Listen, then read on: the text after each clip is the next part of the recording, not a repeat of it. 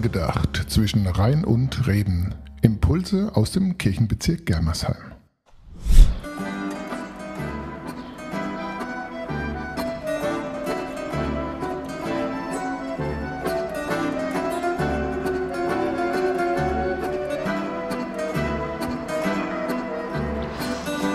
Hallo und herzlich willkommen am dritten Ort.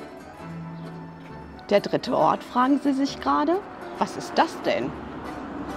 Der dritte Ort ist ein Ort, wo Begegnungen stattfinden, wo Gemeinschaft gefeiert wird. Und wenn ich so an meine Jugend denke, dann kann ich mich noch unheimlich gut an meinen dritten Ort erinnern. Das war die Teestube. Heute ist genau dies mein dritter Ort. Das ist der Eingang zur Gaststätte zum Schwan in Weingarten. Und am jeden dritten Sonntag im Monat treffe ich mich hier mit Menschen, die Gemeinschaft suchen, Begegnungen. Wir essen miteinander, wir reden miteinander, wir lachen, wir teilen Sorgen und Freude. Und so einen dritten Ort, den wünsche ich Ihnen auch. Haben Sie einen dritten Ort?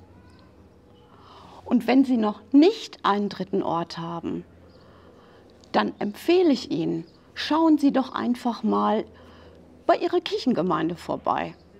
Dort gibt es ganz viele Angebote.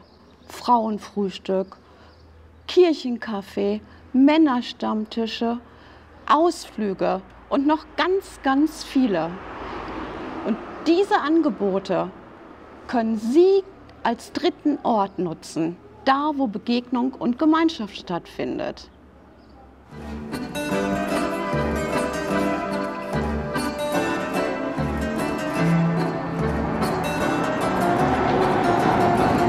Habe ich bei Ihnen die Lust geweckt, auf Suche zu gehen nach Ihrem dritten Ort? Wenn ja, würde ich mich total darüber freuen, wenn Sie mir das schreiben in die Kommentare und ich vielleicht auch noch Ihre Orte kennenlerne, wo Begegnung stattfindet. Ich wünsche Ihnen eine Woche der Gemeinschaft und der Begegnung mit Gottes Segen.